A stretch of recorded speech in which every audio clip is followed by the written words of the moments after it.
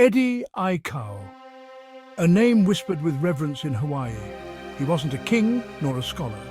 Eddie Aikau was a waterman, born from the salt and spirit of the islands. His playground, the wild Pacific. His heart filled with aloha. This courage would define him, etching his name in Hawaiian legend. Waimea Bay, a legendary stretch of North Shore Oahu, home to monstrous waves that could swallow a man whole. It was here that Eddie Aikau truly came into his own. As a lifeguard, Eddie was fearless. He became the first official lifeguard of Waimea Bay, a position that demanded respect for the ocean's power and an unwavering commitment to those who dared to challenge it. He saved countless lives, each rescue a testament to his skill and unwavering nerve. But Eddie wasn't content with just watching from the shore.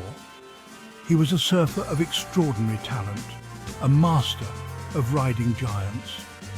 He tackled waves that seemed to defy logic, his signature style a blend of grace and power that left onlookers awestruck.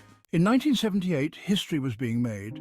The Hokulea, a traditional Polynesian voyaging canoe, set sail from Hawaii to Tahiti. Eddie, a proud Hawaiian, was part of the crew. No modern instruments, just the stars, the wind, the waves. Excitement filled the air as the Hokulea left Hawaii. Little did they know a storm was brewing. The situation was dire. The Hokulea, battered and taking on water, was losing the fight. They were adrift, their radio damaged, their hope fading with each passing wave. They were alone, hundreds of miles from land, at the mercy of the raging sea. It was then that Eddie Aikau, with the heart of a lion, made a decision. He would paddle for help. On his surfboard, a beacon of orange in a sea of gray, he would brave the storm, searching for rescue. His crewmates protested. They knew the risks, the near impossible odds. But Eddie was resolute. He wouldn't let his family, his ohana, perish. This was his way, the way of a waterman, to face the danger head-on. A prayer, a breath. And then Eddie was gone. He slipped into the raging water, his orange surfboard a tiny speck swallowed by the fury of the storm. The crew watched, their hearts heavy, as their friend, their brother, disappeared into the wall of grey. The storm raged on. Eddie paddled, his body a conduit between determination and despair. The waves, immense and unforgiving, crashed over him. Salt stung his eyes, the wind ripped at his skin. But he pushed on, fueled by a hope that was quickly fading. Hours turned into a day. The sun, a cruel reminder of the time slipping away, rose and set on Eddie's solitary struggle. The storm showed no mercy, the waves a relentless assault on his body and spirit.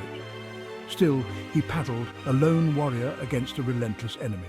The storm finally subsided, its fury spent. The dark clouds began to part, revealing patches of blue sky and a glimmer of hope on the horizon. The crew of the Hokulea, battered but alive, were rescued. They clung to the remnants of their vessel, their faces etched with relief and exhaustion. But Eddie, their hero, was gone. The empty life vest floating in the vast ocean was a stark reminder of his sacrifice. A massive search effort was launched, mobilizing every available resource. Planes and boats were dispatched to scour the vast expanse of the Pacific. Hope, though fragile, remained. The search teams navigated through the waves, their eyes scanning the horizon for any sign of Eddie. Days turned into weeks. The relentless passage of time weighed heavily on the hearts of those waiting for news. The ocean, once his playground, now held the answer to Eddie's fate. The waves that had once brought him joy now seemed to mock the search efforts. Each sunrise brought renewed hope, a chance that today might be the day Eddie would be found. Each sunset, a crushing wave of grief. The shore was lined with people grieving, their hearts heavy with sorrow. The search continued, a testament to the love and respect Eddie commanded. Vigils were held on shore, candles flickering in the night. Finally, the search was called off. The decision, though inevitable, was a bitter pill to swallow. The ocean, it seemed, had claimed another soul. The vast, empty horizon stood as a solemn reminder of the power and mystery of the sea. But Eddie's story, a tale of courage and sacrifice, refused to be silenced. His legacy lived on, celebrated in memorial services. It echoed in the hearts of those who knew him, a reminder of the power of aloha and the unwavering spirit of a waterman. Eddie Aikau was never found. His disappearance left a void, a mystery the ocean chose to keep. The ocean, his constant companion, had become his final resting place. It was as if the sea had called him home. Eddie Aikau became more than just a lifeguard, more than just a surfer. He was a hero, a legend, who rode the biggest waves and saved countless lives. Eddie's legacy lives on in the stories told and the mantra, Eddie would go. The legacy of Eddie Aikau continues to inspire. His name is synonymous with bravery and the true spirit of aloha. His story is passed down through generations, ensuring his memory remains ever present. Every year when the waves at Waimea Bay reach monstrous heights, surfers gather to pay tribute. The phrase, Eddie would go, has become a mantra, a reminder of his fearless approach to life. Eddie Aikau's story is a reminder that heroes are not born, they are forged in the fires of adversity. They are ordinary people who, when faced with extraordinary circumstances, choose courage over fear, compassion over indifference. Eddie's final voyage, though tragic, serves as a powerful reminder of the fragility of life and the enduring power of the human spirit.